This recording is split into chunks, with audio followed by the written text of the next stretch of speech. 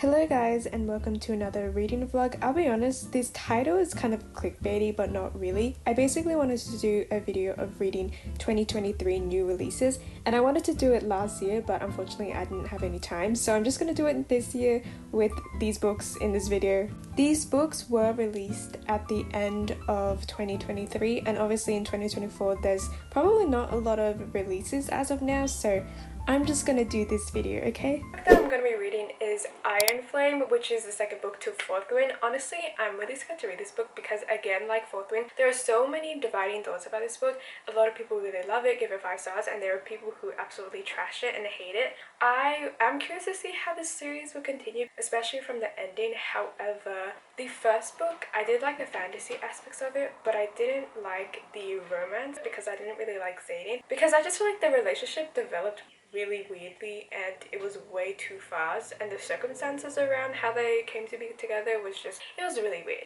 Iron Flame is the second book to Fourth Wind, and Fourth Wind is basically about these volunteers slash I guess students who are put through different trials to become a dragon rider where they have to bond with a dragon. The first book, in my opinion, left at a cliffhanger, so obviously the second book just continues from there. And a lot of this book focuses on the academics because obviously it's set in school. I will say trigger warning because there are some forms of abuse and like torture in this book. Iron Flame so far is pretty good. I feel like the writing is very simple, which makes it very easy to read, which is something that I really like about it, and I think it's also why other people really like this series. But I will say the plot is not plotty. I feel like this is going to be one of those books where the last 20% is where all the action is going to happen. I still don't care about the romance. I do like that he's groveling though. There's something about that that's very satisfying because I like how in the first book she's the one that's very attached to him and now he's the one that's trying to win her forgiveness. But I feel like in a way it's kind of annoying. Like, I get it. I get why she doesn't want to accept him, but it just feels like a lot of back and forth, especially because she's always like, oh, like I want to accept him, but at the same time I can't. It's just so repetitive. Oh my god, is it really bad when I say I love when this happens in books? Like, there's something about it. Like, I know it's not a good thing, but there's something about it that just makes me feel very emotional, and because of that, when this happens in books, I kind of like it, and it just raises the stakes. Oh, I cannot wait for this guy to get killed, this slimy old man. Okay, but why am I kind of satisfied? And why is the romance romancing? Okay, it's kind of catching up to me a little bit. I don't know how to explain it, but I think that this book is actually getting better. Like, I like it a lot more now. In the beginning it was fun, it was good, and now it's getting super interesting. I finished reading Iron Flame, which I really enjoyed. I didn't expect to like it that much, but it was just so fun to read. I really liked the character development of Dane because I really disliked that man in the first book. It's probably because he had less scenes, but at least his character changed and we got to clear kind of some of their misunderstandings. 𝐦𝐮𝐬𝐢𝐜, I feel like his personality took like a 180 because in this book he is literally just like begging for Violet's love, and I somewhat like that, like the loyalty he has towards her, but the romance to me, it's very like wishy-washy. They just have a lot of communication issues, but the whole entire thing is like this push and pull factor where they kind of go back and forth about their feelings of each other, and it's just really frustrating in a way, especially because they kept arguing and I was like, oh my god. And then the plot in general was also very inconsistent and very rushed, especially at the end. I honestly didn't think that the whole battle part would finish at the end. Like, I thought it was going to carry onto the third book. I also think it's pretty rushed because the first part of the book, it was pretty slow, and then all of a sudden we get hit with the whole part, and then the ending just, I feel like it happened super fast. I did start my next book, which is Check and Mate by 𝐚𝐨𝐧𝐭𝐞𝐧𝐭. I've kind of grown to really love her books, and this is her first YA book. This is about chess, which I'll be honest, I'm not like the biggest fan about chess. Don't really know anything about it. I did play it when I was younger, but I don't think I was good at it. So far what I've read hasn't been too bad. I think I probably need some time to kind of get more into the story. Check and Mate, like I mentioned before, is a chess romance where basically our main character Mallory used to play chess and then she gave it up for reasons that is explained later. She plays chess for the first time in a while and she ends up beating the #1 world chess champion, who ever since then he wants to play with her again. After beating the #1 world chess champion, she then gets invited to play chess and she ends up going to different tournaments and playing against different chess people. It's a pretty chill contemporary romance in my opinion, but yes, it does include a lot of chess, which makes sense because of the whole premise of this book. Today is an absolutely rainy day, which means perfect time for reading. I don't know if it's the perfect time for reading a romance book, but it's setting me into the mood to read. I did end up reading a good chunk of this book today. I will be honest, when I started reading it, it wasn't my absolute favorite, but I think the more that I read it, the more I started liking it. It is kind of weird because it's a YA book, but there are also aspects of it that I feel like is not really considered YA, and it mentions too many Gen Z stuff, which is something that I don't like sometimes because it feels like you're brought back into reality. The fact that they talk about Riverdale and like Cole Sprouse, we haven't really got the romance aspect of this book so far. It's mainly just her playing chess. And so far the guy, to be honest, he's kind of just there. Like, we barely have seen him, which is understandable. I feel like we're gonna see him more over the course of the book. In my opinion, I feel like 𝐬𝐮𝐬𝐢𝐬𝐻 should just stick to writing adult books. I did enjoy aspects of this book, but I felt like I also got bored halfway through. I feel like Nolan as well, his personality, he's literally like a brick wall.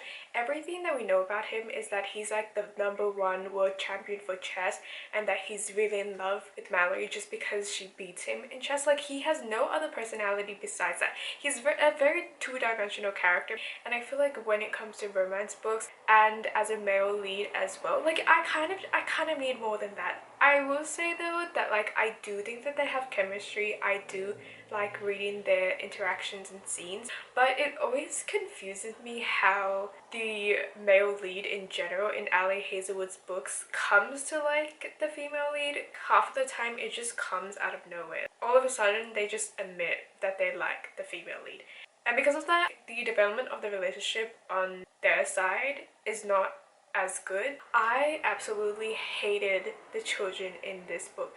Sabrina, I swear, such a bratty little child, and I hated how she was like, well, if only you didn't act like a mother figure. And she was just so rude. But the whole entire time, Mallory is trying to earn money for her family so that she's able to support them and give them what they want. Why is she complaining about the fact that Mallory is earning money? Like, you should be happy that she is so that you could have a better life. So it was just so frustrating how she was so rude and mean to her sister the whole entire time because, I don't know, she wants her to spend more time with her.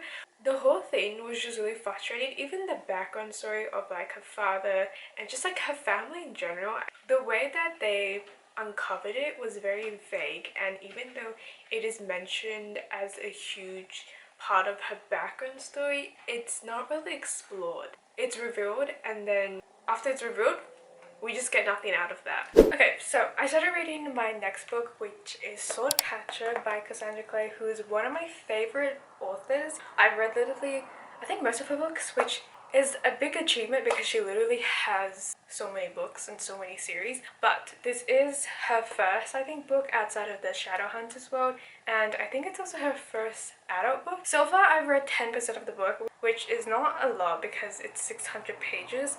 And I feel like I still need some time to warm up to the book because I'm reading it and I don't exactly know if I like it or not. It's basically about this like sword catcher. So we have the prince and the main character's name is 𝐾, and he was from an orphanage or something like that. And basically he's a prince sword catcher, so he looks like, he's kind of like a body double. Okay, he looks like the prince and then he acts as like a protector and a stand-in for him if anything dangerous is going on. And that's basically what I'm understanding from what I've read of this book so far. Okay, so I'm in a slight dilemma because I'm seriously considering DNFing Swordcatcher. My issue with this book is that so far the plot is not really going anywhere. We're basically just reading the daily lives of the two characters. So far, it's very slow. And the perspective switches very weirdly, which is something that I think 𝐸𝐮𝐬𝐻 does, because we get one point of view and then it's not like another chapter, it just cuts off and then we get another person's point of view, but literally they're not doing anything. And I think within the Shadowhunter series, I don't really mind because I know the characters, I'm familiar with them, but over here it just feels like they're cutting the scene off. I'm only 30% into it, so I don't know if I should read more to figure out if the plot is going to progress. But it's also this issue of I don't know what's happening with the plot. Like it's leading nowhere. I may try to read a little bit more, maybe like 35-40%, or I may skip ahead to the ending to see what happens. I've actually read 28%, but it's close to 30. So I'm gonna see what is 28% of Swordcatcher in pages because I need to figure it out. Okay, so I've read 170 pages. So I'm close to like 1/3 of the book. I did it, guys. I make it sound like I finished reading Soulcatcher, but no, I ended up DNFing it. I read ahead and I didn't understand what was going on. And I know it's because I missed out like the whole book, but sometimes when I read the ending, it makes sense, you know? And this time I was like, what's going on? I also read quite a few reviews and I feel like what they said was just confirming my thoughts of the book. I started reading another book which it got released at the end of 2023, and I don't know, I searched it up online. I was like, give me some books that I released at the end of the year, and this was one of those books. I haven't heard anyone talk about it, so I wanted to give it a try. And the plot is very interesting because it's basically about a bunch of boys who get recruited to enter this mist, because basically this mist, if you enter it, you get killed off. And in this story, our main character, who is a girl, gets recruited into this group because she punches a guy like in front of everyone, and they were like, oh, she's strong, she should join us. But I've also decided to DNF this book.